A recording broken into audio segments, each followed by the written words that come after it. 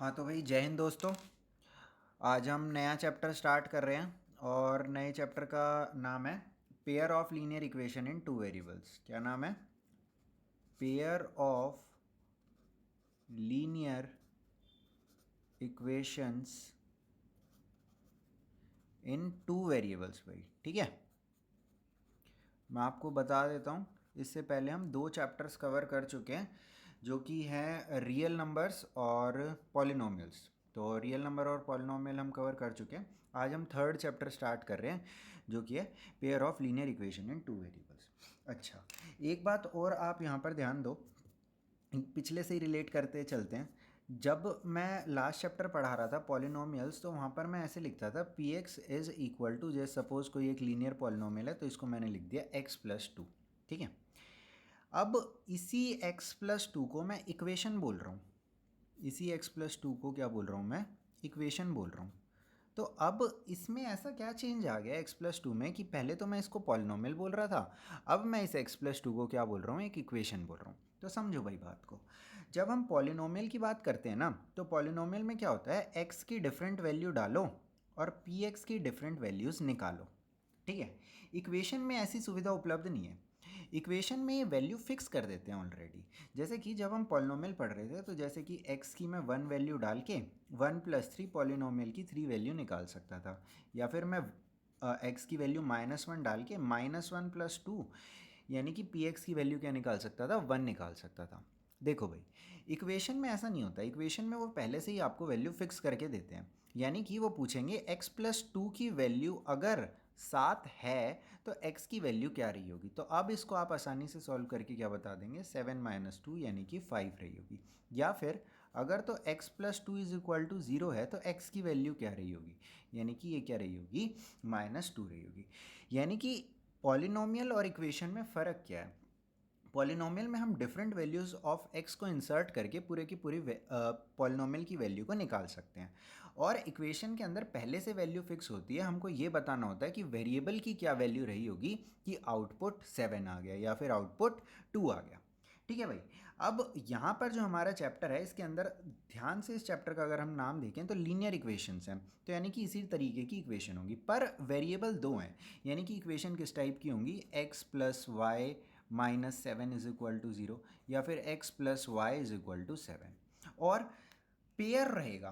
Pair रहेगा यानी कि दो इक्वेशन हमको मिलेंगी और उसका हमें सॉल्यूशन निकालना होगा। अच्छा भाई, ऐसा क्यों कि हमको वो दो इक्वेशन दे रहे हैं? तो एक बात आप हमेशा ध्यान रखना कि जितने वेरिएबल होते हैं ना, हमें उतनी मिनिमम इक्वेशंस रिक्वायर्ड होती हैं to find out a unique solution.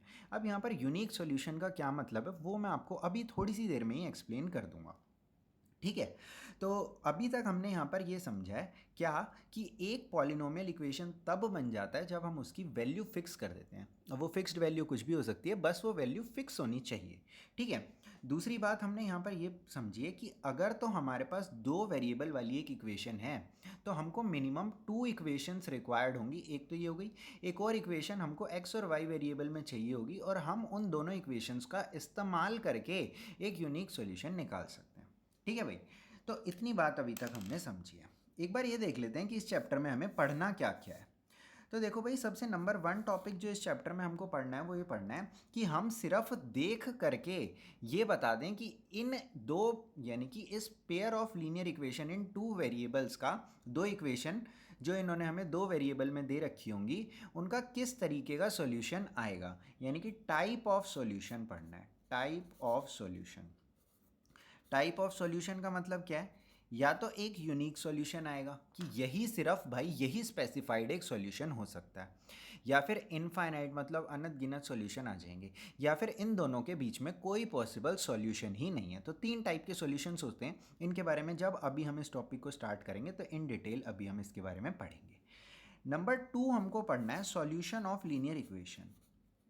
Solution of linear equation. अच्छा भाई, अगर तो ऊपर से हमको ये पता चल गया कि इसका एक यूनिक सॉल्यूशन है, तो अब ये बोल रहे हैं कि वो यूनिक सॉल्यूशन क्या है जी, वो हमको बता दो। तो इसको फाइंड आउट करने के तीन तरीके होते हैं, मतलब आंसर सबसे सेम ही आता है, बस तरीके तीन हैं। सब्स्टिट्यूशन, एलिमिनेशन और तीसरा मेथड क्या है, क्रॉस मल्टीप्लिकेशन। ठीक है, मैं तीनों मेथड आपको सिखा दूंगा, आपको जौन सा मेथड अच्छा लग रहा हो उसका इस्तेमाल करके आप पेपर में given pair of linear equation का सॉल्यूशन फाइंड आउट कर देना। ठीक है, आपका पेपर में कभी नहीं कहेगा कि ये मेथड यूज़ करो, ये करो, ये करो, वो सीधा कहेंगे find the solution of the given pair of linear equation. तो मैं तीनों मेथड आपको सिखा दूंगा, आपको जोन सा अच्छा लगे आप उसका इस्तेमाल करके आप आंसर निकाल लेना। या फिर अगर इनका कुछ आप इनका ही आपस में कोई कॉम्बिनेशन यूज़ करना चाहते हो कि एक वेरिएबल आपने एलिमिनेशन से निकाला, दूसरा सब्स्टिट्यूशन से निकाला, तो वो काम भी आप कर सकते हो, कोई रोक टोक ऐसे कामों के लिए नहीं है भाई। ठीक है, आगे चलते हैं। तीसरा और आखिरी टॉपिक आपको पढ़ना है भाई वर्ड प्रॉब्लम्स। वर्ड प्रॉब्लम्स इस चैप्टर की काफ़ी अच्छी होती हैं और आती भी हैं पेपर में। ठीक है, तो वर्ड प्रॉब्लम्स में मैं आपको पूरे क्वेश्चन नहीं कराऊंगा, मैं आपको वर्ड प्रॉब्लम से लीनियर इक्वेशन कैसे बन सकती है ये सिखा दूंगा, और लीनियर इक्वेशन को सॉल्व कैसे करना है ये आपको पहले से पता ही होगा क्योंकि ये मैं पहले ही आपको सिखा चुका हूँ। ठीक है, तो ये आपका थोड़ा टास्क रहेगा कि वर्ड प्रॉब्लम्स को, इक्वेशन तो मैं बनवा दूंगा आपकी, पर उनको सॉल्व करना आपका काम रहेगा। ठीक है, तो आज की क्लास में हम ये वाला टॉपिक और ये तीनों टॉपिक कवर करेंगे। नेक्स्ट क्लास में हम वर्ड प्रॉब्लम सीख लेंगे कि वर्ड प्रॉब्लम्स के इक्वेशन कैसे बनाई जाती है। फिर उन वर्ड प्रॉब्लम्स की इक्वेशन अगर बन जाएंगी तो उनका सॉल्यूशन आप मेरे को निकाल करके बताओगे। ठीक है, तो पहले टॉपिक पे चलते हैं, टाइप ऑफ सॉल्यूशन। अगर तो हमको दो इक्वेशन दे दी जाएं तो किस तरीके का उसका सॉल्यूशन होगा उन उन दो इक्वेशन का, तो वो एक बार हम देखते हैं भाई। ठीक है, तो यहाँ पर हेडिंग डाल लेते हैं एक बार, type of solution of given pair of linear equation. हमको यहाँ पर सॉल्यूशन नहीं निकालना, सिर्फ ये बताना है कि किस तरीके का सॉल्यूशन आएगा। एक यूनिक सॉल्यूशन आएगा, या फिर भाई हम बहुत सारे सॉल्यूशन बता सकते हैं, या फिर कोई भी सॉल्यूशन नहीं बता सकते। ठीक है, तो देखो एक जनरलाइज्ड एक इक्वेशन लेते हैं हम, और जो जनरलाइज्ड एक लीनियर इक्वेशन ले लेते हैं हम, जैसे कि एक हो जाएगी अपनी a1x plus b1y plus c1 equals to 0। ठीक है, दूसरी एक इक्वेशन ले लेते हैं a2x प्लस में b2y प्लस में c2 इज इक्वल टू 0। आप एक बात समझो, सॉल्यूशन इक्वेशन का होता क्या है।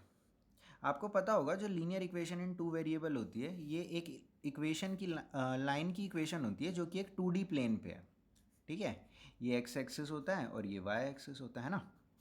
तो सपोज़ हमने इसको ड्रॉ करा पहली लाइन को, और ये कुछ इस तरीके से ड्रॉ हो गई। सपोज़ ये पहली लाइन है हमारी। ठीक है, अब इस लाइन पे जितने भी पॉइंट्स हैं, इनफाइनाइट पॉइंट्स होंगे, ये सब पॉइंट्स क्या हैं, पहली लाइन के सॉल्यूशन है। पर क्या ये दूसरी लाइन के भी सारे पॉइंट सॉल्यूशन है? नहीं है। सपोज अब ये डिपेंड करेगा, हमको एक ऐसा सॉल्यूशन निकालना है जो पहले वाली लाइन का भी सॉल्यूशन हो और दूसरे वाली लाइन का भी सॉल्यूशन हो। अब देखो भाई, तीन केस हो सकते हैं, या तो ये लाइन जो है ये इसके पैरेलल आके खड़ी हो जाए दूसरे वाली लाइन। ठीक है, तो ये दोनों कभी भी इंटरसेक्ट नहीं करेंगी, तो अगर इंटरसेक्ट नहीं करेंगी तो इनका कभी भी कोई सॉल्यूशन नहीं हो सकता। दूसरा केस क्या हो सकता है कि ये ऐसे ठक करके इंटरसेक्ट कर जाए। अगर तो इंटरसेक्ट कर गए तो जो इंटरसेक्टिंग पॉइंट होगा वो फर्स्ट लाइन का भी सॉल्यूशन होगा, क्योंकि वो फर्स्ट लाइन पे भी होगा और सेकंड लाइन पे भी वो होगा। ठीक है, तो इंटरसेक्टिंग पॉइंट क्या हो जाएगा, फिर सॉल्यूशन हो जाएगा। तीसरा केस क्या हो सकता है कि जो हमारी ये सेकंड लाइन है ये इसके ऊपर ही आकर के बैठ जाए इस तरीके से। ठीक है, तो हर पॉइंट जो पहली लाइन पे है वो दूसरी लाइन पे भी है, यानी कि अब इस केस में क्या हो जाएंगे, इनफाइनाइट सॉल्यूशंस हो जाएंगे। ठीक है, तो ये मैंने आपको ऊपर से बात बताई है, एक बार इसकी खूब अंदर डिटेल में हम जा करके देखते हैं कि मामला क्या है भाई। ठीक है, तो यहाँ पर देखो मैं आपको ना, ये तो हमारी एक इक्वेशन इस तरीके से जो हमें क्वेश्चन में दी जाएगी वो लिखिए। इक्वेशन ऑफ लाइन को ना हम उसके स्लोप और वाई इंटरसेप्ट की फॉर्म में लिख सकते हैं, और इस तरीके से हम इसको लिखते हैं y is equal to M X plus C. Slope और इंटरसेक्ट से कंफ्यूज होने की बिल्कुल ज़रूरत नहीं है। स्लोप से सिर्फ इतना मतलब समझो कि ये है इंक्लिनेशन विद एक्स एक्सेस, जैसे कि कितना ये इंक्लाइंड है हमारी लाइन एक्स एक्सिस के साथ, ये इंक्लिनेशन चेंज हो रही है, ये इंक्लिनेशन चेंज हो रही है, ये इंक्लिनेशन कम हो गई, कम हो गई और कम हो गई, ये इंक्लिनेशन ऐसे बढ़ रही है, ठीक है। तो पॉजिटिव एक्स एक्सिस के साथ जितना एंगल वो बना रही है हमारी लाइन, वो स्लोप को रिप्रेजेंट करता है, ठीक है। अभी के लिए इतना काफ़ी है। और सी क्या है? सी है भाई वाई इंटरसेप्ट। सी क्या है? वाई इंटरसेप्ट है भाई सी, यानी कि ये लाइन वाई पे जाकर के कहाँ टकराई, जैसे कि ये पॉइंट क्या हो जाएगा, 0, C हो जाएगा, ठीक है। तो ये हमारी एक लाइन की जनरलाइज्ड इक्वेशन होती है। अगर तो मैं इन दोनों लाइंस को इस फॉर्म में लिखना चाहूँ तो कैसे लिख सकता हूँ? मेरे को इस तरफ सिर्फ y छोड़ना होगा और बाकी सारे पार्ट को राइट हैंड साइड में ले जाना होगा इन दोनों लाइंस के केस में। तो देखो क्या बनेगी, ये वाली इक्वेशन क्या बनती है देखते हैं एक बार। ये बन जाएगी b1y इज इक्वल टू, ये इधर चले जाएगा -a1x और ये भी राइट में चले जाएगा तो -c1। तो ये y is equal to -a1/b1x -c1/b1 बन जाएगी हमारी लाइन की इक्वेशन। सेम वे में अगर दूसरी लाइन की इक्वेशन में लिखूंगा तो वो हो जाएगी y is equal to -a2/b2x -c2/b2, है ना। अब अगर मैं इन तीनों को कंपेयर करता हूँ, यानी कि इसको और इसको, तो मेरे को पता चल जाएगा जो ये a1/b1 या फिर a2/b2 वाला मामला है ना, ये स्लोप है, ये क्या है, इंक्लिनेशन है, ये क्या है, इंक्लिनेशन है, ठीक है। और ये c क्या है, यानी कि c का मतलब यहाँ पर -c1/b1 और -c2/b2 जो कांस्टेंट टर्म वाला पार्ट है, ये क्या है, लाइन कहाँ पर y एक्सिस से टकरा रही है, ये वो वाला पॉइंट है। ये क्या है, a1/b1 या फिर a2/b2 क्या, स्लोप है लाइन का, इंक्लिनेशन विद एक्स एक्सिस है। अभी के लिए इतना समझो, इसी से सारा मामला आपको मैं निकाल करके बताऊंगा, ठीक है। अगर वो ना भी समझ में आए आपको तो कोई दिक्कत नहीं है, आखिरी में 3 इक्वेशन बताऊंगा, उनको याद कर लेना, आपका 100% काम हो जाएगा। 99 नहीं कह रहा, मैं कह रहा हूँ 100% काम आपका हो जाएगा, ठीक है।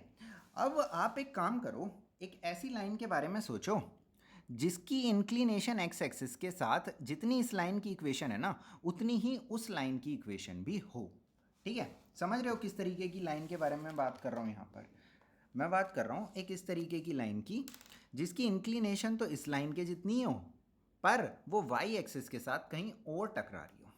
तो वो क्या होगी, जैसे सपोज ये इतनी इंक्लिनेशन है, इसको मैं ऐसे के ऐसे इधर मूव करा दूँ, ठीक है। तो देखो किस तरीके की लाइन बन जाएगी, ये एक और इस तरीके की लाइन हमारे पास बन जाएगी, ठीक है। तो यहाँ पर इन दोनों में सेम बात क्या है कि जितना ये इंक्लाइंड है एक्स एक्सिस के साथ, जितना ये एंगल बना रही है एक्स एक्सिस के साथ, उतना ही ये एंगल बना रही है एक्स एक्सिस के साथ। यानी कि ये दोनों किस तरीके की लाइन है, पैरेलल लाइन है। और पैरेलल लाइन कभी भी इंटरसेक्ट नहीं करती भाई।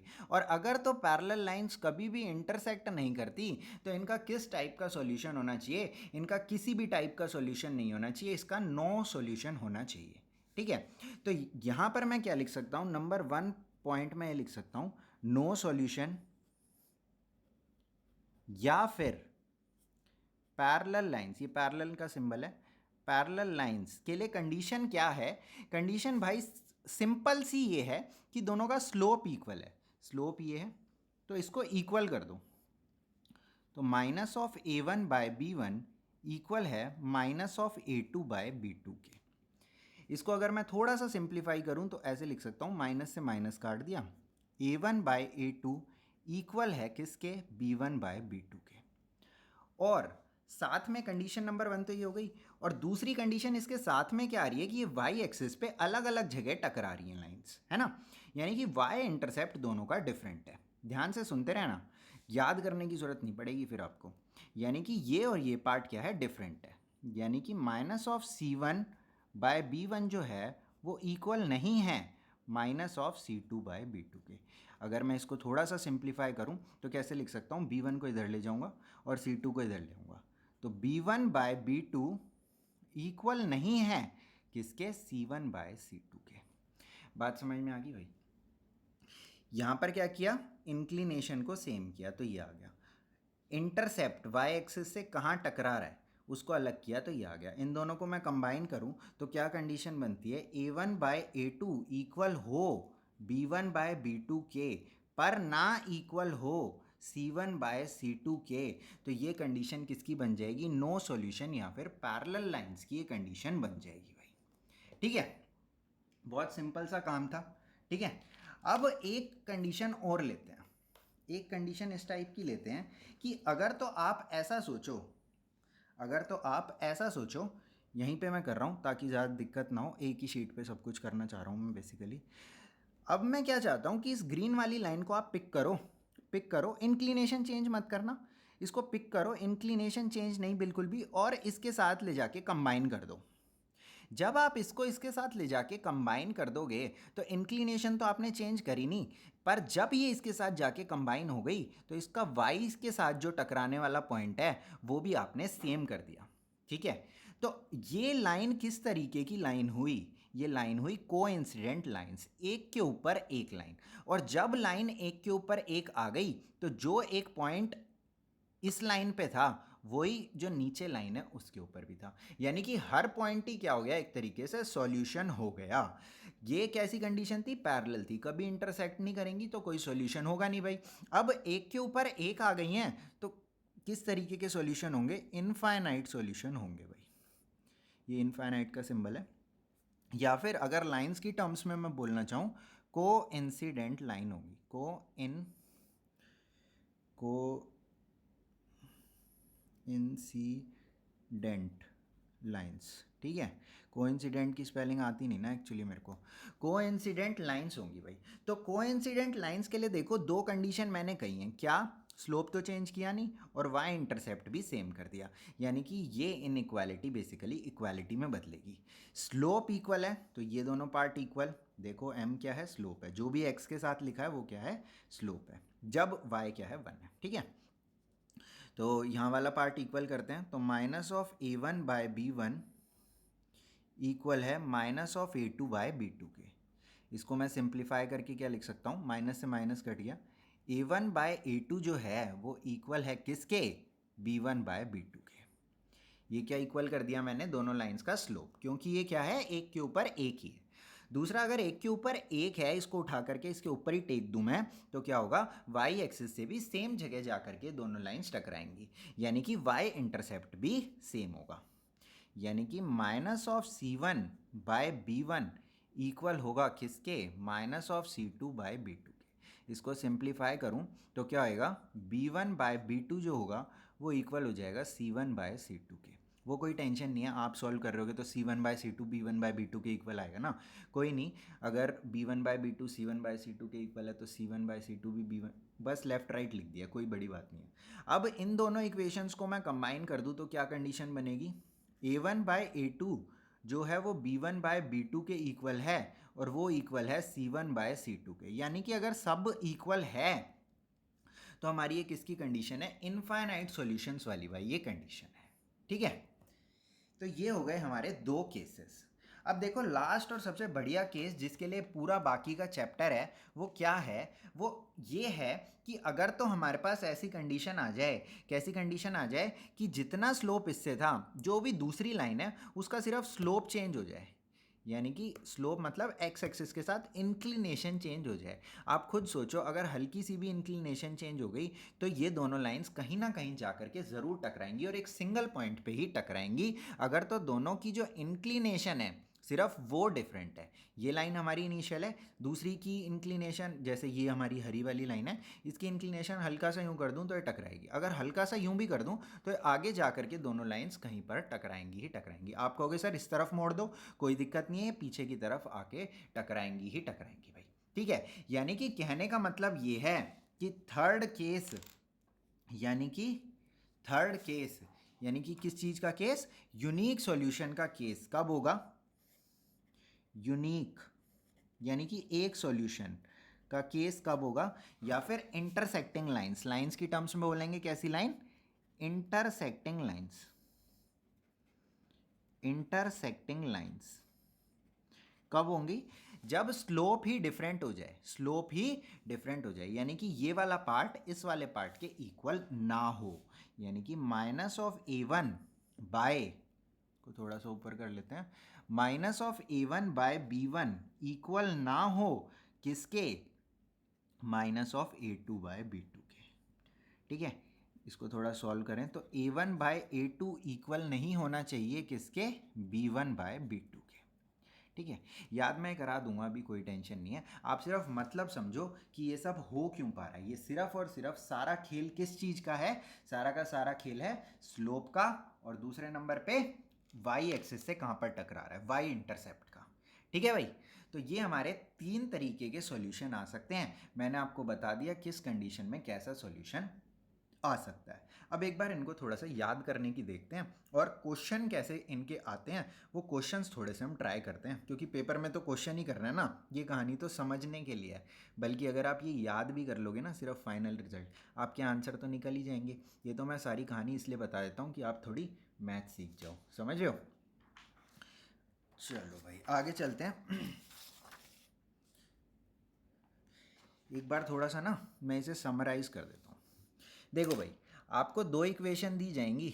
इक्वेशन होगी इस तरीके से कुछ, A1x plus B1y plus C1 equals to 0, और दूसरी इक्वेशन होगी A2x plus B2y plus C2 equals to 0। A1 क्या है, x का कोफिशिएंट, B क्या है, y का कोफिशिएंट है, C कांस्टेंट टर्म है, ठीक है। तो सबसे पहले आपको क्या करना है कि A1/A2 करना है, और देखना है क्या ये B1/B2 के इक्वल है या नहीं है। अगर तो ये दोनों इक्वल नहीं मिले तो आप डायरेक्टली क्या बोल दोगे, यूनिक सॉल्यूशन, यूनिक सॉल्यूशन, या फिर इंटरसेक्टिंग लाइंस, ठीक है। अगर तो ये बाई चांस इक्वल मिल गए, 2 ही काम हो सकते हैं, या तो इक्वल मिलेंगे या तो इक्वल नहीं मिलेंगे, है ना, इसके अलावा तो कुछ हो नहीं सकता। तो अगर तो ये इक्वल मिल गए तो आपको थर्ड पे जाना पड़ेगा, यानी कि C1/C2 चेक करना पड़ेगा, वरना आपको C1/C2 चेक करने तक की ज़रूरत नहीं थी, ठीक है। तो C1/C2 चेक किया, पर अब की बार यार ये इक्वल नहीं मिला। अगर तो ये इक्वल नहीं मिला तो अब आप क्या लिख दोगे, नो सॉल्यूशन, क्या लिख दोगे, नो सॉल्यूशन। और अगर तो ये भी इक्वल मिल गया तो भाई इनफाइनाइट सॉल्यूशंस आ जाएंगे। कितने, सब कुछ ही इक्वल है तो भाई बहुत सारे सॉल्यूशन आएंगे। कितने solution, infinite solution, infinite solution आ जाएंगे, ठीक है। तो सबसे पहले A1/A2 चेक करो क्या B1/A2 के इक्वल है, अगर नहीं है तो यूनिक सॉल्यूशन, अगर है तो तीसरा चेक करो, अगर तीसरा इक्वल नहीं है तो नो सॉल्यूशन, और अगर तीसरा भी इक्वल हो गया तो इनफाइनाइट सॉल्यूशन। अच्छा भाई, कभी कभी ना वो इस तरीके से नहीं पूछते कि किस टाइप के सॉल्यूशन है, वो आपसे सिर्फ इतनी बात पूछते हैं कि भाई क्या इसके सॉल्यूशन हैं या नहीं है। तो आप खुद समझो कि नो सॉल्यूशन सिर्फ इस केस में है ना। तो ये किस तरीके की लाइन हो गई, inconsistent, inconsistent, inconsistent meaning no solution.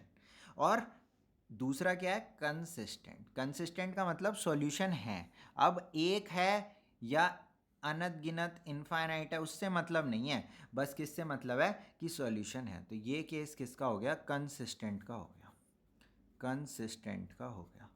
तो अभी हमने यहाँ पर इतना पढ़ लिया कि हमारी जो गिवन पेयर ऑफ लाइंस होंगी वो अगर तो कंसिस्टेंट है, तो यानी कि अगर तो यूनिक या इनफाइनाइट सॉल्यूशन आ रहे हैं तो उसको हम कंसिस्टेंट बोल देंगे, और अगर तो नो सॉल्यूशन है तो इनकंसिस्टेंट बोल देंगे। वो जिस तरीके से पूछें आप जवाब बता देना। यूनिक सॉल्यूशन ना पूछ के वो आपसे अगर ये पूछने लग जाए कि लाइन किस तरीके की है, इंटरसेक्टिंग है क्या, तो अगर यूनिक आ रहा हो तो इंटरसेक्टिंग है, नो सॉल्यूशन आ रहा हो तो पैरेलल है, और इनफाइनाइट सॉल्यूशन आ रहा हो तो मतलब क्या है, कोइंसिडेंट टाइप की लाइंस है, ठीक है भाई। तो ये सिंपल सी बात हो गई हमारी किससे रिलेटेड, टाइप ऑफ सॉल्यूशन से। अभी हमने सॉल्यूशन पे नहीं पहुंचे हैं, अभी सिर्फ हम टाइप ऑफ सॉल्यूशन बता रहे हैं। अभी वो बोलेंगे हमको कि मान लिया भाई हाँ ठीक है कि इसका यूनिक सॉल्यूशन है, वो सॉल्यूशन क्या है वो तो बता दो। तो वो अभी हम थोड़ी सी देर में देखेंगे, पहले इसके थोड़े से क्वेश्चंस कर लेते हैं, ठीक है। तो इसके हम पहले 5 क्वेश्चंस करेंगे और फिर हम आगे चलेंगे। तो क्वेश्चन 1 है 5x minus 4y plus 8 equals 0, और दूसरा है 7x, आप करते रहो, आप मेरे से पहले निकाल सकते हो तो निकालने की कोशिश करो, इज इक्वल टू 0, ठीक है। तो यहाँ पर देखो क्या करना है अपने को, इसके अंदर हमें क्या करना होता है, A1/A2 चेक करा कितना है, सॉल्यूशन लिख लेते हैं भाई यहाँ पर, A1/A2 चेक करा, देखा क्या ये इक्वल है -4/6 के। भाई सॉल्व भी करने की ज़रूरत नहीं है, प्लस पार्ट इधर है माइनस पार्ट इधर है, प्लस माइनस के इक्वल कभी हो ही नहीं सकता।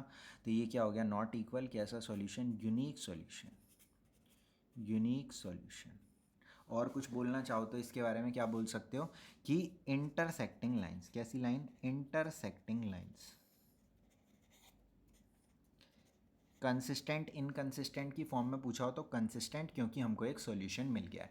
अगर तो सॉल्यूशन है तो ऑफ कोर्स क्या है हमारा सॉल्यूशन, क्या है हमारी इक्वेशंस क्या है, कंसिस्टेंट है। अगर सॉल्यूशन नहीं मिला तो भाई क्या हो जाएगी, इनकंसिस्टेंट हो जाएगी, क्योंकि सॉल्यूशन नहीं मिला ना। एक क्वेश्चन और देखते हैं भाई, क्या है 9x प्लस, बुक का ही क्वेश्चन ले रहा हूँ, +12 इक्वल्स टू 0। वर्ड प्रॉब्लम मैं आपको सारी करा दूंगा इस चैप्टर की ना, क्योंकि सारी लगभग डिफरेंट डिफरेंट हो जाती है ना।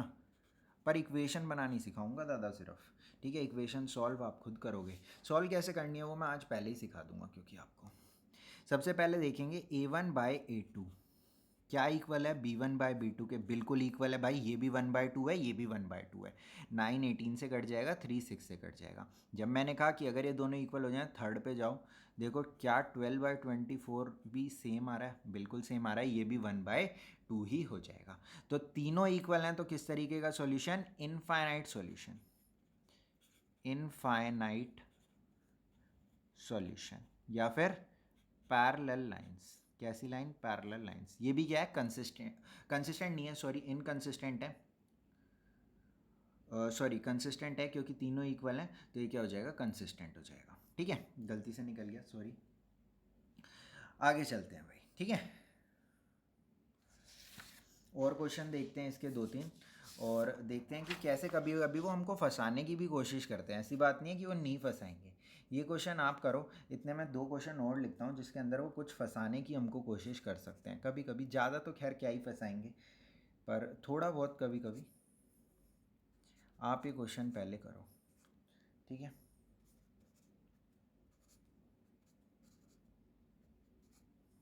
ठीक है, इधर मैं लिखता हूँ दूसरा क्वेश्चन।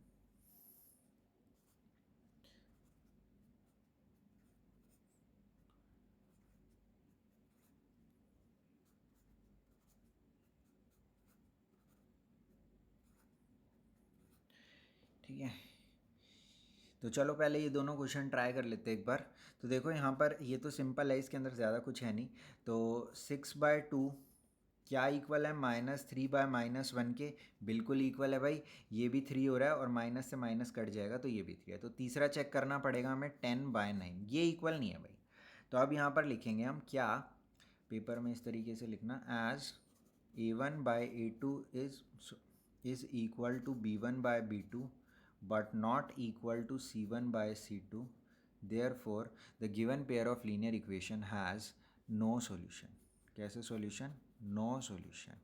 या फिर the given pair of linear equation represent a pair of parallel lines. पूरी इंग्लिश लिखना भाई, पेपर में इंग्लिश की कमी नहीं आनी चाहिए बिल्कुल भी, ठीक है। जो भी आप कर रहे हो वो सब कुछ आपको पेपर में लिखना है। ऐसा मत सोचना कि ये तो बच्चों वाली बात है, सबको पता है, किसी को कुछ नहीं पता, आपको सब कुछ लिखना है, ठीक है।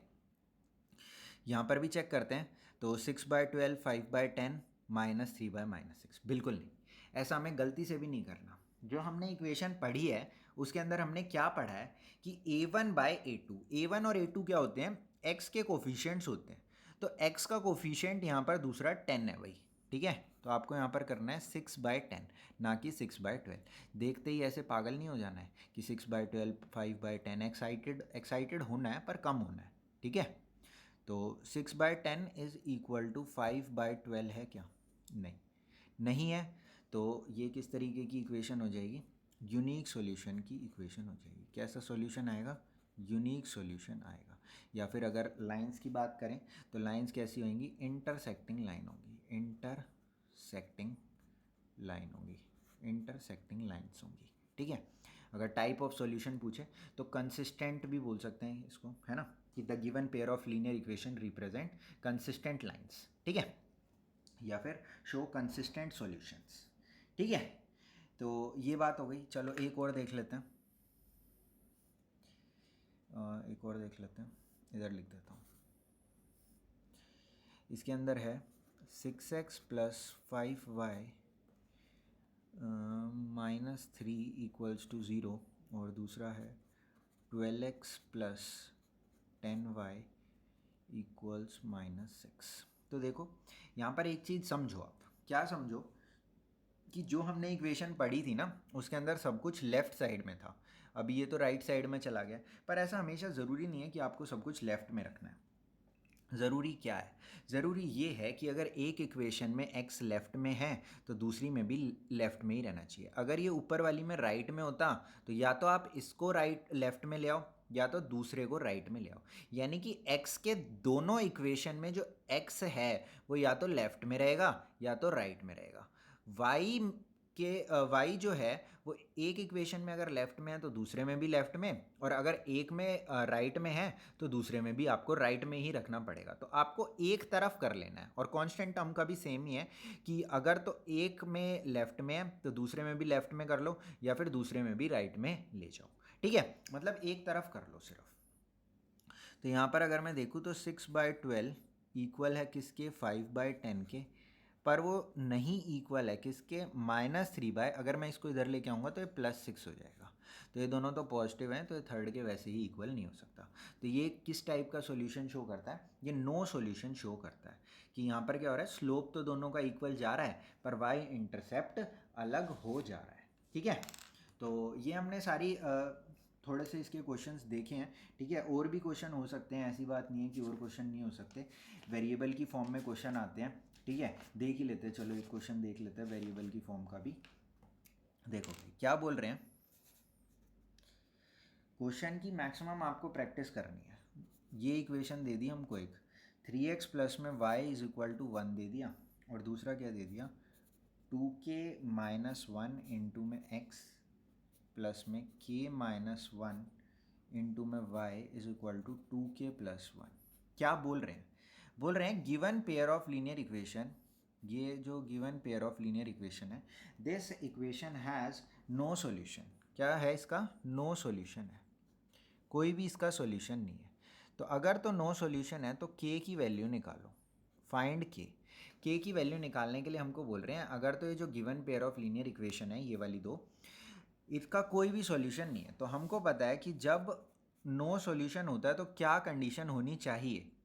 कंडीशन होनी चाहिए a1/a2 इक्वल होना चाहिए b1/b2 के, पर नहीं इक्वल होना चाहिए c1/c2 के।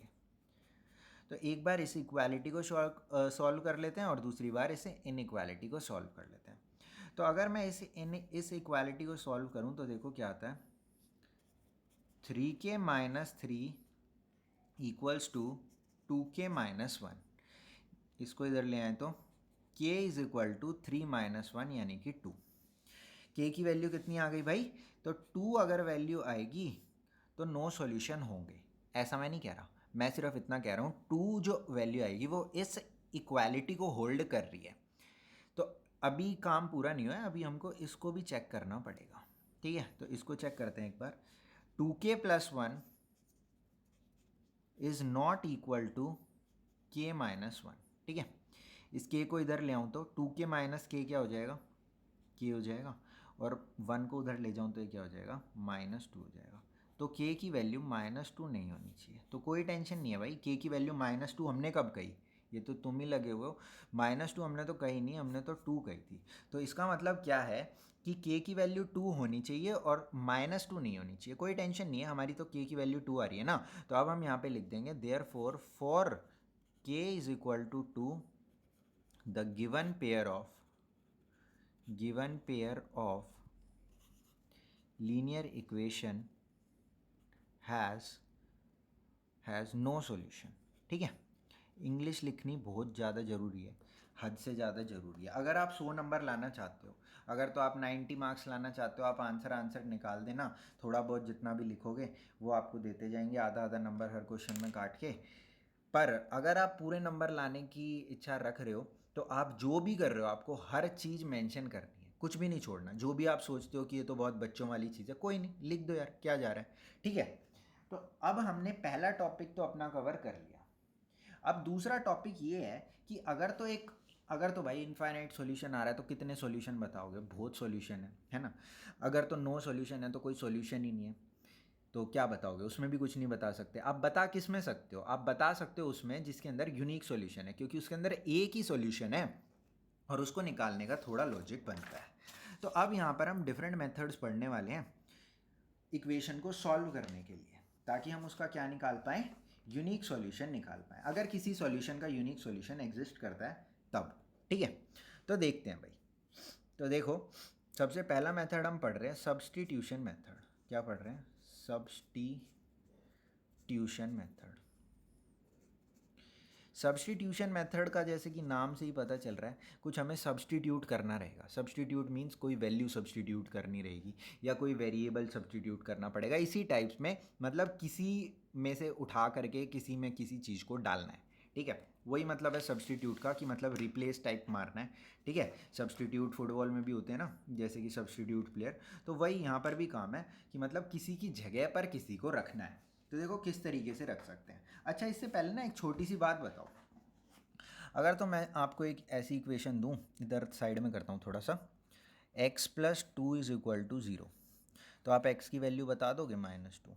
थोड़ी सी कंफ्यूज करके दे दूँ तो 3x plus X minus 7 is equal to 4 दे दूँ तो अभी भी बता दोगे। 4x इज़ इक्वल टू 11, तो x इज़ इक्वल टू 11/4, है ना। यानी कि कहने का मतलब ये है कि अगर तो पूरी की पूरी इक्वेशन में एक ही वेरिएबल आपको नज़र में आता है तो आप आराम से उसको निकाल सकते हो। तो यही काम देखो हमें सब्स्टिट्यूशन मेथड के अंदर अप्लाई करना है, कि किसी ना किसी तरीके से पूरी की पूरी इक्वेशन में हमें एक वेरिएबल बनाना है। देखो कैसे बनाएंगे। अपने पास वही क्वेश्चन वही है कि solve the given pair of linear equation. ठीक है, यूजिंग सब्स्टिट्यूशन मेथड। पेपर में कभी भी मेथड नहीं बोलते हो, पर अभी हम सीख रहे हैं सब्स्टिट्यूशन मेथड, तो ये सब्स्टिट्यूशन से ही हम करेंगे। ठीक है, तो देखो भाई, सब्स्टिट्यूशन मेथड का मतलब ये होता है, आप किसी भी दो इक्वेशन है और दो वेरिएबल है, एक वेरिएबल x है, एक y है, एक x है, एक y है, आप किसी भी एक वेरिएबल की वैल्यू किसी भी एक इक्वेशन में से निकालो। जैसे कि सपोज मैं इस इक्वेशन में से x की वैल्यू निकाल लूँ, क्या आएगी, 14 माइनस वाई आएगी। आप y की भी निकाल सकते थे, आपकी इच्छा है। तो x की वैल्यू आपने इस इक्वेशन में से निकाली, किसी भी एक इक्वेशन में से एक वेरिएबल की वैल्यू निकालो। मैंने x की वैल्यू निकाल ली, अब इस एक वेरिएबल की वैल्यू को दूसरी इक्वेशन में सब्स्टिट्यूट कर दो। x की जगह क्या रख दो, 14 माइनस वाई रख दो। तो यहाँ पर रख देते हैं 14 माइनस वाई रख दिया, किसकी जगह, x की जगह, minus Y is equal to क्या हो गया, 4 हो गया। इसको अगर और सॉल्व करें हम तो देखो क्या होगा, 14 minus 2y is equal to 4 हो गया। थोड़ी इंग्लिश लिखने की ज़रूरत है, जैसे यू यहाँ पर लिखना है using value of x in equation 1 we get this. फिर इसको सॉल्व कर रहे हैं तो देखो क्या होता है, इसको सॉल्व करते हैं तो ये इधर ले आते हैं, 14 minus 4 is equal to 2y, इसका मतलब 10 इज इक्वल टू 2y, और इसका मतलब y इज इक्वल टू 10/2 यानी कि कितना, 5। अब आप क्या कर सकते हो, y की आ गई, अब क्या बची x की, इसमें डाल दो इसको, या इसमें डाल दो, या इसमें डाल दो, जिसमें भी x y दोनों हैं, किसी भी इक्वेशन में y की वैल्यू आप वापस से सब्स्टिट्यूट कर दो। मैं यहाँ पर कर रहा हूँ देखो, तो x की वैल्यू क्या आ जाएगी, 14 माइनस 5 यानी कि 9। ये इस क्वेश्चन का, या फिर ये x और y की हमारी वैल्यू आ गई इन दो इक्वेशंस के लिए। अगर तो ये given pair of linear equation है तो x और y की वैल्यू, ये हमारा यूनिक सॉल्यूशन रहेगा। ठीक है, तो ध्यान से सुन लो किया क्या है मैंने। एक इक्वेशन में से एक वेरिएबल की वैल्यू निकालो और दूसरी इक्वेशन में उसे सब्स्टिट्यूट कर दो। जब इक्वेशन में सिर्फ एक वेरिएबल रह जाएगा तो उसे आप आराम से निकाल सकते हो। y की वैल्यू आ गई, अब y की वैल्यू वापस किसी भी एक इक्वेशन में सब्स्टिट्यूट कर दो, आपके दूसरे वेरिएबल की वैल्यू यानी कि यहाँ पर जो x था उसकी आ जाएगी। एक और क्वेश्चन देखते हैं। इस क्वेश्चन में क्या है, s minus T is equal to 3 दिया है, s/3 plus t/2 is equal to 6 दिया है। ठीक है, अच्छा ये जो भी ये सब्स्टिट्यूशन मेथड है या जो भी आगे भी हम मेथड पढ़ेंगे, सिर्फ भाई किसके लिए है, ऐसी इक्वेशन के लिए जिनके लिए यूनिक सॉल्यूशन एग्जिस्ट करता है। अगर तो इनफाइनाइट सॉल्यूशन है तो जो भी लाइन पे पॉइंट है वो सभी क्या है, सॉल्यूशन है। और अगर तो नो सॉल्यूशन है तो सॉल्यूशन है ही नहीं, तो आप निकालोगे कहाँ से।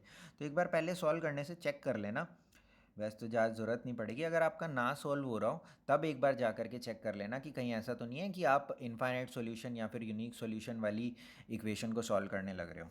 ठीक है, देखो यहाँ पे मैं फर्स्ट इक्वेशन में से वैल्यू निकाल लेता हूँ किसकी, s-3 इज इक्वल टू क्या हो जाएगा, t हो जाएगा। 3 को इधर ले गया, t को इधर ले गया, तो एक वेरिएबल की वैल्यू निकाल ली किसकी, t की। अब यहाँ पर थोड़ी इंग्लिश लिखना, using value of t in equation, इसको कुछ भी मार्क कर देना, अगर इसको आप 1 कर रहे हो तो इसको 2 कर देना, आपकी इच्छा है भाई, वो बस आप बता दो कि ये काम मैंने किया है। ठीक है, तो अब इस इक्वेशन की वैल्यू को मैं इधर डाल रहा हूँ, सॉरी t की वैल्यू को इस इक्वेशन में डाल रहा हूँ।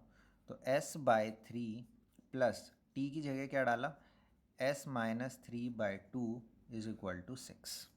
ठीक है, इसको सॉल्व करते हैं। देखो एलसीएम क्या आ जाएगा, इधर ही कर दूँ क्या, लो इधर ही कर देते हैं। एलसीएम आ गया 6, ये हो जाएगा 2s, ये हो जाएगा 3s - 9 इज इक्वल टू 6। ठीक है, और कर लो इसको सॉल्व अब। ठीक है ना, इक्वल टू इतना हो गया, t की जगह क्या रख दिया, s-3 रख दिया, 2s हो गया, 3s - 9 हो गया, तो 5s - 9 इज इक्वल टू कितना हो जाएगा, 36 हो जाएगा। ठीक है, इसका मतलब 5s इज इक्वल टू 36 + 9 यानी कि 4 5 45 हो जाएगा। और इसका मतलब s की वैल्यू क्या आ जाएगी, 9 आ जाएगी।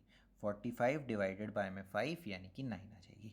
9 की वैल्यू को आप वापस इधर सब्सटीट्यूट मार दो, सॉरी s की वैल्यू को यहाँ पर सब्सटीट्यूट मार दो, तो t की वैल्यू आपकी कितनी आ जाएगी, 9 - 3 यानी कि 6 आ जाएगी। समझ रहे हो, तो ये हमारा क्या हो गया, सॉल्यूशन हो गया।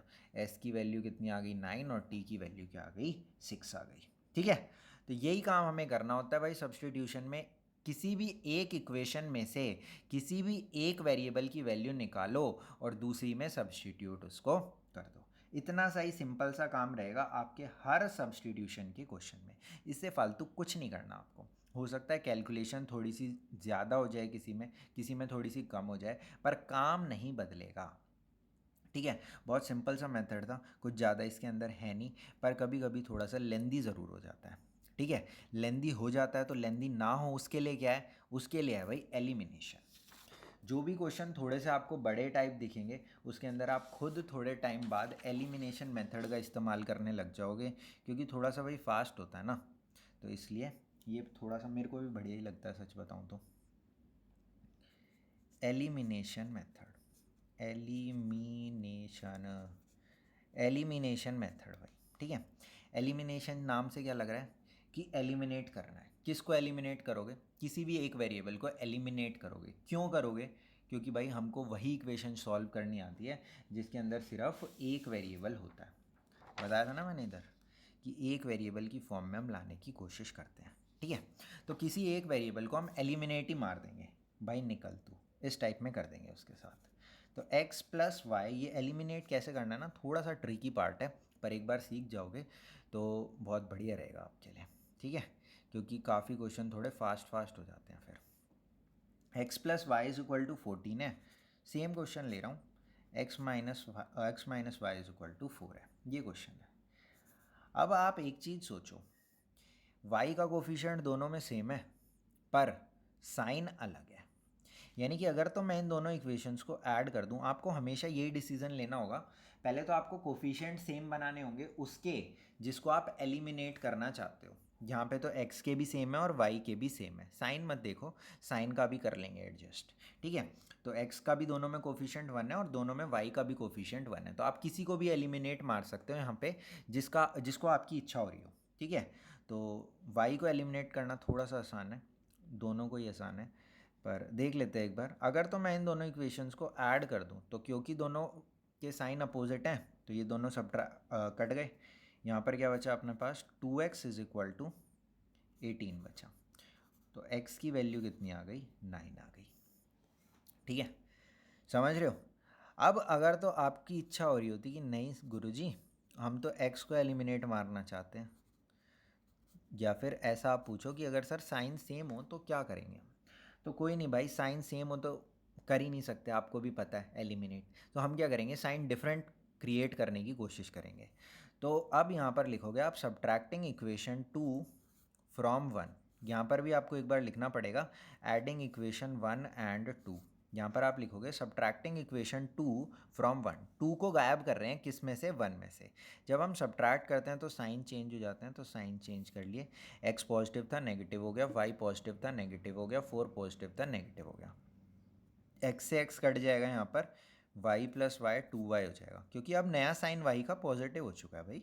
तो y plus Y 2y, x से x कट गया और 14 माइनस 4 10 आ गया, तो y की वैल्यू क्या आ गई, 5 आ गई।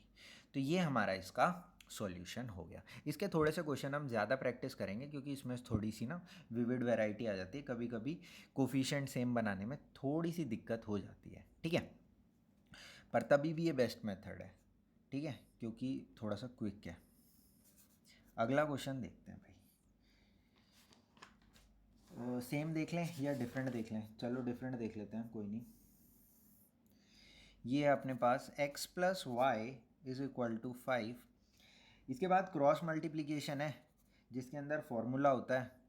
तो फॉर्मूला अगर आपको याद करने का शौक़ चढ़ा हो तो आप उसको भी यूज़ कर सकते हो, ठीक है। फॉर्मूला डायरेक्ट निकाल के आंसर लगा के डायरेक्ट आंसर निकल जाता है, ठीक है। तो अब यहाँ पर देखो, ये सॉल्व करने के लिए हमको बोला गया है, पर भाई यहाँ समस्या है। क्या समस्या है कि कोफिशिएंट सेम नहीं है दोनों इक्वेशंस के। तो हमें पहले क्या काम करना पड़ेगा, पहले हमें इनके कोफिशिएंट सेम बनाने पड़ेंगे। सर किसका बनाएं, एक्स का बनाएं, वाई का बनाएं? भाई जिसका आपकी इच्छा हो रही हो उसका बनाओ। यहाँ पे मैं आपको दोनों को एलिमिनेशन से ही करके दिखाऊंगा, तो दोनों की बना के मैं आपको दिखा रहा हूँ। पहले ही केस में मैं क्या कर रहा हूँ, इस इक्वेशन को दोनों तरफ 2 से मल्टीप्लाई कर लेता हूँ।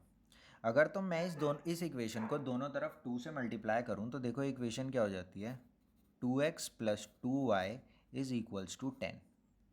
और नीचे वाली इक्वेशन क्या है, 2x minus 3y is equal to 4। Same हो गए, सेम हो गए क्या, x के कोफिशिएंट सेम हो गए भाई, ठीक है। अब अगर तो साइन सेम हो तो क्या करते हैं, सब्ट्रैक्ट करते हैं। सब्ट्रैक्ट कर दिया, 2x से 2x कट गया, इन दोनों को ऐड किया, 5y इज इक्वल टू 6 हो गया। इसका मतलब y की वैल्यू क्या आ गई, 6/5 आ गई, ठीक है।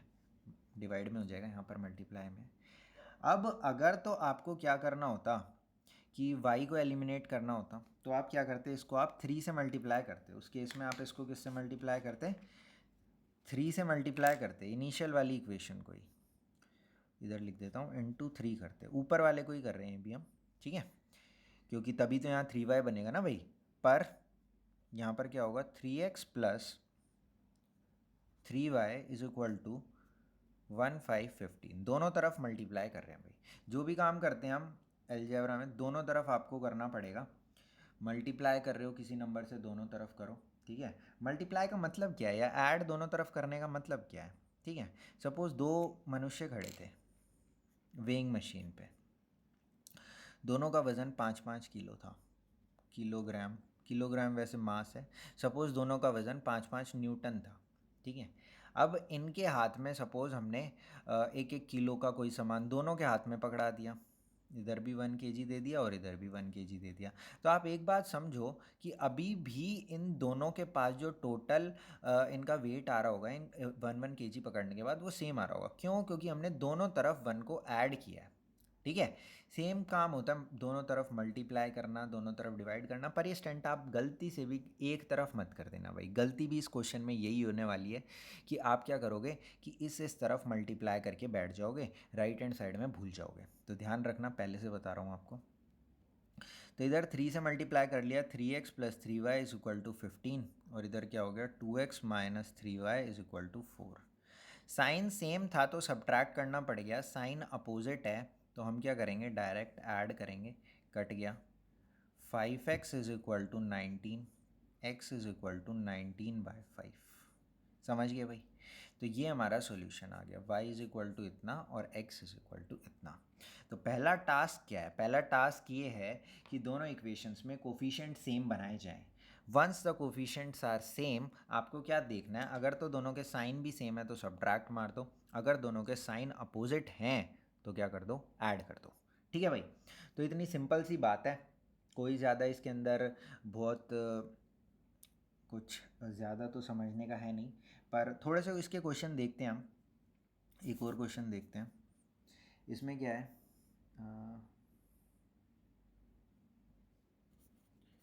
3x minus 5y minus 4 is equal to 0 लिखा है, तो मैं इसको इधर ले जाके +4 कर देता हूँ, और 9x minus 2y is equal to 7 लिखा है। ठीक है, कोई टेंशन नहीं है।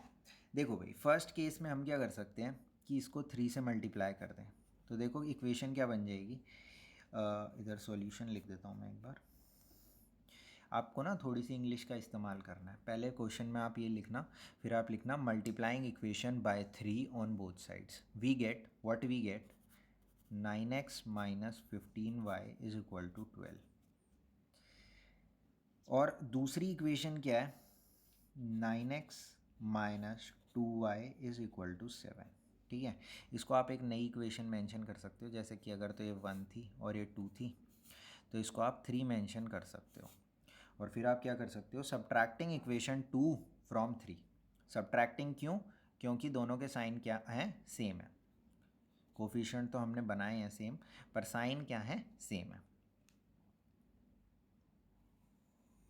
अगर किसी के मन में ऐसा क्वेश्चन जाग रहा हो कि सर हम क्या साइन अपोजिट नहीं बना सकते, बिल्कुल बना सकते हैं, यहाँ पे -3 से मल्टीप्लाई कर लेना। ठीक है, उससे भी सेम आंसर आ जाएगा। अभी 9 से 9 कट गया, इन दोनों को किया तो -13y इज़ इक्वल टू, इन दोनों को किया तो ये कितना हो रहा है, 12 में से 7 चले गए तो 5 बचते हैं भाई। ठीक है, तो ये हो गया, तो इसका मतलब y की वैल्यू कितनी आ जाएगी, y will be equal to 5 by -13, 5 by -13 यानी कि -5/13।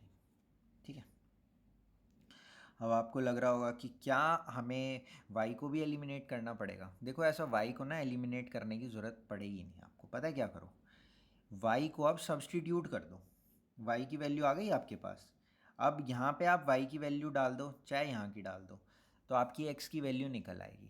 एक काम तो आप ये कर सकते हो। दूसरा, क्योंकि अभी हम एलिमिनेशन मेथड पढ़ रहे हैं,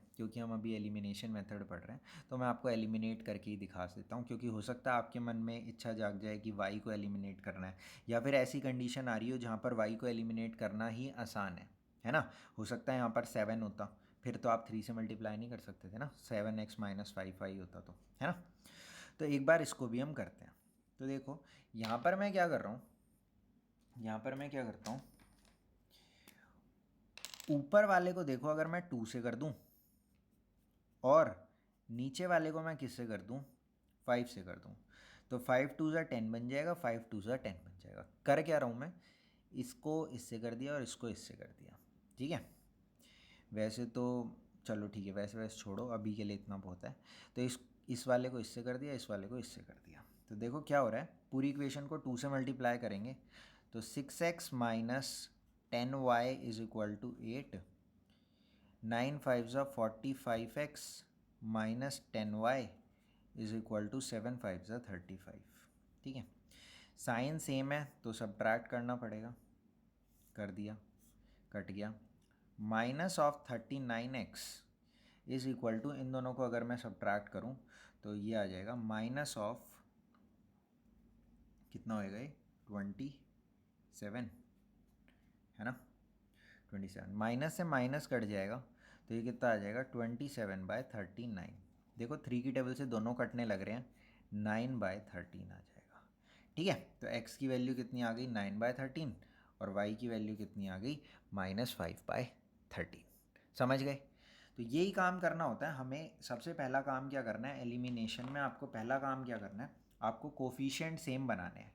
once the coefficients are same, you have to check whether the signs are also same of both of the coefficient in both the equations। अगर तो साइन सेम है तो आपको क्या करना है, सब्ट्रैक्ट कर देना है। अगर तो साइन अपोजिट है तो आपको क्या करना है, ऐड कर देना है। एक वेरिएबल एलिमिनेट हो जाएगा, सिर्फ और सिर्फ एक वेरिएबल बचेगा, उसका जुगाड़ कैसे बिठाते हैं आपको पता है। ठीक है, अब आगे चलते हैं और नेक्स्ट मेथड देख लेते हैं, या एक और क्वेश्चन देख लें इसका। चलो एक और देख लेते हैं, फिर नेक्स्ट मेथड देख लेंगे, ठीक है। नेक्स्ट मेथड में वैसे फॉर्मूला है, चलो फॉर्मूला डराइव करके मैं दिखा दूंगा, कोई नहीं। एलिमिनेशन से ही आया है क्रॉस मल्टीप्लिकेशन का फॉर्मूला ना। तो एक और क्वेश्चन देख लेते हैं। इसमें है x/2 plus 2y/3 is equal to -1, और ये है x minus y/3 is equal to 3। देखो मैं इस क्वेश्चन को कैसे करता, अब ये देखो आप, ठीक है। दोनों को एलिमिनेट करने की ना कभी भी सेंस नहीं बनती। एक को एलिमिनेट करो, दूसरे को सब्सटीट्यूट ही कर लिया करो, क्योंकि पेपर में नहीं लिखा होता कि ये मेथड वो मेथड, पेपर में सिर्फ इतना लिखा होता है सॉल्व। तो सॉल्व करने का मतलब आंसर निकालना ना, आंसर निकाल देते हैं भाई, क्या टेंशन है। देखो भाई इसको अगर मैं 2 से मल्टीप्लाई कर लूँ तो देखो क्या हो जाता है, ये हो जाएगा x plus 4y/3 is equal to -2, और ये क्या हो जाएगा x minus y/3 is equal to 3। Subtract करना पड़ेगा क्योंकि दोनों के साइन क्या हैं, सेम है। सब्ट्रैक्ट कर लेते हैं, कट गया ये। 4y/3 plus y/3 is equal to -2 -3 यानी कि 5, यानी कि 5y/3 इज इक्वल टू -5। 5 से 5 कट गया, y इज इक्वल टू -3, ठीक है। इज इक्वल टू के आर पार जब हम काटते हैं तो ऊपर वाले को ऊपर वाले से और नीचे वाले को नीचे वाले से काट सकते हैं, ठीक है। y इज इक्वल टू यहाँ पर क्या आ गया, -3 आ गया। अब y की वैल्यू -3 है, इसको इक्वेशन नंबर 2 में मैं सब्सटीट्यूट कर देता हूँ। ये इक्वेशन क्या थी अपनी, ये वाली थी पहली, और ये इक्वेशन क्या है, सेकंड है। Using value of y that is y is equal to -3 in equation 2। ऐसा थोड़ा सा इंग्लिश में लिखना भाई आप, ठीक है। जो भी काम कर रहे हो सब कुछ लिखना है। यहाँ पे मैं आपको सिर्फ सॉल्व करना ज़्यादातर सिखा रहा हूँ। प्रेजेंट कैसे करना है या तो उसकी एक हम क्लास ले लेंगे, जिसके अंदर 2-3 क्लास ले लेंगे, एक क्लास से तो नहीं होगा, ठीक है। उसमें हम आपको बता देंगे कि कैसे पेपर में अच्छे से लिखना रहता है। तो -3 यहाँ पर हमने डाला y की जगह, तो y की जगह -3 डाल दिया, माइनस माइनस प्लस हो गया, कट जाएगा, 1 हो जाएगा। x plus 1 is equal to 3 हो जाएगा। इसका मतलब x की वैल्यू क्या आ जाएगी, 2 आ जाएगी। समझ रहे हो। तो ये हमने क्या कर दिया, इसको पहले को तो एलिमिनेट करके निकाला और दूसरे को सब्सटीट्यूट करके निकाल दिया। तो सॉल्यूशन क्या आ गया, x equal to 2, y is equal to -3 आ गया अपना सॉल्यूशन आ गया। किसका, given pair of linear equation का, ठीक है।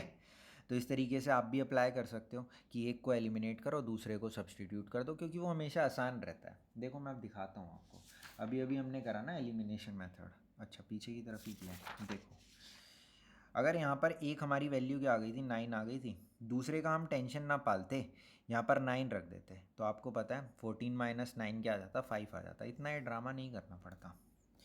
यहाँ पर देखो एक की वैल्यू 6/5 आ गई थी, अब y की जगह 6/5 यहाँ पे लिख देते, x की वैल्यू क्या आ जाती, 5 माइनस 6/5, 19/5 आ जाती है, एक सेकेंड में, ठीक है।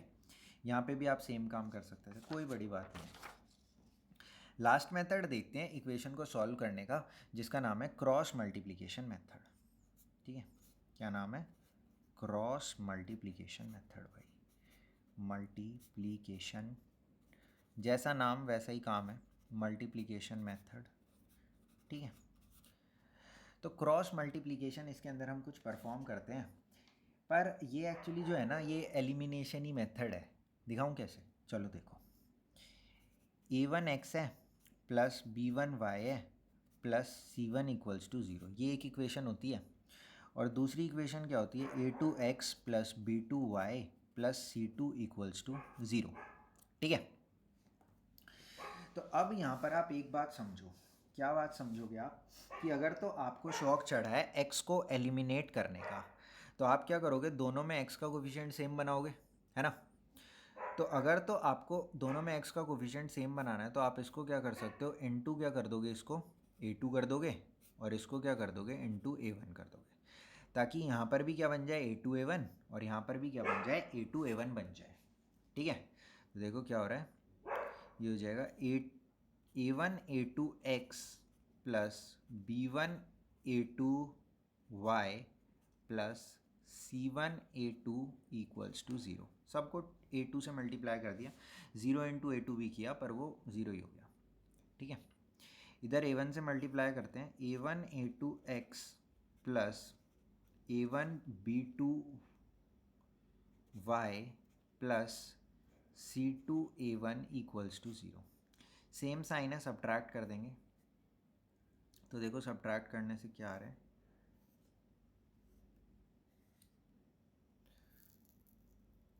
सब्ट्रैक्ट करने से आ रहा है, ये तो कट गया। यहाँ पर देखो अगर मैं y कॉमन ले लूँ तो ये हो जाएगा A2B1 minus A1B2 plus C1A2 minus C2A1 equals to 0। ठीक है, अब अगर यहाँ पे से आप y की वैल्यू लिखना चाहो तो आप समझ ही गए होगे कैसे लिख सकते हो। देखो मैं लिख के बताता हूँ आपको थोड़ा सा। y will be equals to, इनको उधर ले जाओ, C2A1 माइनस C1A2, और ये क्योंकि मल्टीप्लाई में तो ये पूरा किस में आ जाएगा, डिवाइड में आ जाएगा, यानी कि A2B1 माइनस A1B2। ठीक है भाई, अब अगर तो देखो आप दूसरा काम यहाँ पर करते, ये तो हमने y की वैल्यू निकाल ली, देख रहे हो कैसी अजीब सी वैल्यू आ रही है। पर ये फॉर्मूला अगर आप अभी देख रहे हो तो आपको शायद अजीब लग रहा हो, पर जैसे आप क्रॉस मल्टीप्लिकेशन से देखोगे ना, इक्वेशन से जैसे वो बताते हैं तो उसमें आपको आसान लगेगा। मैं बता दूंगा, अभी कोई ज़्यादा बड़ी बात नहीं है उसको सॉल्व करना। ठीक है, पर अभी देखो कि ये आया कहाँ से है। अगर तो y को आपको एलिमिनेट करना रहा तो आप क्या करोगे, इसको मल्टीप्लाई करोगे किससे, B2 से, और इसको मल्टीप्लाई करोगे B1 से, तो क्या आएगा A1B2 plus B1B2y plus C1B2 equals to 0। अच्छा सॉरी, यहाँ पर x आएगा, A1B2x आएगा। यहाँ पर क्या आएगा, A2B1x plus B1B2y plus C2B1 equals to 0। Subtract कर देंगे, देखो ये बिल्कुल डिट्टो कॉपी है, कट गया। यहाँ पर से x कॉमन आ गया, क्या आया, A1B2 माइनस A2B1। ठीक है, देखो कुछ सिमिलर टाइप का यहाँ पर भी है। ठीक है, और ये क्या आ गया, प्लस C1B2 माइनस C2B1, और ये किसके इक्वल हो गया, 0 के। अब यहाँ पर आप इसको सॉल्व करो, हल्का सा इसको राइट में लेके जाओ, तो क्या आएगा, C2B1 माइनस C1B2 अपॉन में A1B2 माइनस A2B1। तो देखो भाई यही हमारे आंसर निकल के आते हैं y के और x के क्रॉस मल्टीप्लिकेशन मेथड से। बस लिखने का तरीका बदल जाता है। लिखने का तरीका क्या हो जाता है एक बार हम देखते हैं, कि आंसर में तो आपको यही लिखना पड़ेगा, पर फॉर्मूला जो है वो क्रॉस मल्टीप्लिकेशन टाइप में थोड़ा सा दिखता है। तो कैसे दिखता है एक बार हम भी देख लेते हैं। ठीक है, कोई ज़्यादा बड़ी बात नहीं है। ठीक है, पर फॉर्मूला याद करना है या ये थोड़ा सा वैसे तो ट्रिकी पार्ट है, डायरेक्ट फार्मूला नहीं बोलना चाहिए हमें। ठीक है, तो अगर आपको सही लगे तो आप इस मेथड का भी इस्तेमाल कर सकते हो। ठीक है, पर पहले एक बार देखते हैं कि हमारी इक्वेशंस क्या हैं। इक्वेशंस हैं अपनी A1x plus B1y plus C1 equals to 0, और A2x प्लस में B2y प्लस में C2 इक्वल्स टू 0। ठीक है भाई, तो अब देखो ये क्या बोल रहे हैं, अगर तो आपको x की वैल्यू निकालनी है तो लिखो x अपॉन में B1C2, B1C2 लिख लिया, क्रॉस मल्टीप्लाई करो, क्या लिखोगे, B2C1, B1C2 B2C1। x चाहिए था तो x वालों को छोड़ दो, बाकी दोनों को क्रॉस मल्टीप्लाई करके सब्ट्रैक्ट करके लिख दो। फिर कह रहे हैं ये इक्वल होगा y अपॉन में किसके, y चाहिए तो अब क्या लिखोगे, C1A2 माइनस C2A1। अब की बार क्रॉस मल्टीप्लाई उल्टा चल रहा है, ध्यान से देख लेना, पहले इसको इसमें से किया था, अब की बार इसको इसमें से कर रहे हैं। ठीक है, और ये किसके इक्वल होगा, 1 अपॉन में किसके, A1 B2 minus A2 B1। यही इसको याद करने का तरीका भी है भाई। अगर आपको ये अच्छा लग रहा हो तो आप इसको याद कर सकते हो, अगर अच्छा नहीं लग रहा हो तो आप क्या कर सकते हो, एलिमिनेशन या सब्सटीट्यूशन मेथड का इस्तेमाल कर सकते हो। अब देखो, आप कहोगे सर एक्स वाई की वैल्यू कैसे निकलेगी। देखो भाई, एक्स की निकालनी है तो इसको इसके साथ इक्वेट कर दो। एक्स की क्या आ जाएगी, B1C2 माइनस B2C1 अपॉन में ये हमने अभी अभी जो जुगाड़ लगाया था यहाँ पर सॉल्व करने का, जिसमें मैं आपको दिखा रहा था, तो वहाँ पर भी यही आंसर हमारा निकल करके आ रहा था भाई। ठीक है, कुछ अलग नहीं था। C2B1 minus B2C1, B1C2 minus B2C1, तो इसी टाइप में हमारा इधर भी था। ठीक है, तो सेम ही चीज़ है, थोड़ा सा हो सकता है माइनस साइन कॉमन निकाल करके काट दिया ऊपर नीचे, तो वो कोई ज़्यादा अंतर नहीं है। पर अगर तो आपको क्रॉस मल्टीप्लिकेशन मेथड से आंसर निकालने हैं तो आप इस फॉर्मूले का इस्तेमाल सिंपली कर सकते हो, और कुछ इसमें अलग नहीं है कि मतलब कि जैसे कि इस तरीके से कर सकते हैं, उस तरीके से कर सकते हैं। यही फॉर्मूला आपको अप्लाई करना है, आंसर निकालना है। ठीक है भाई, तो मेरे हिसाब से आज के लिए इतना ही रख लेते हैं। थोड़े से इसके अंदर ना डिफ़िकल्ट प्रॉब्लम्स भी हैं, जो कि मतलब डायरेक्ट है, मतलब वर्ड प्रॉब्लम्स नहीं, जिसके अंदर डायरेक्ट ही बोलते हैं कि solve the given pair of linear equation, और उसके अंदर थोड़ा सा ना काम अलग करना पड़ता है, मतलब कि 2 बार मेथड लगाना पड़ता है। वो मैं आपको नेक्स्ट क्लास में ही करा दूंगा। पहले वर्ड प्रॉब्लम्स कराऊंगा, जो बचा हुआ समय होगा उसके अंदर आपको मैं उस तरीके की प्रॉब्लम करा दूंगा। ठीक है, नेक्स्ट क्लास में इस चैप्टर को हम ख़त्म कर लेंगे। ठीक है, थैंक यू भाई आप सबका आने के लिए, और नेक्स्ट क्लास में आपसे फिर मिलते हैं। Bye bye.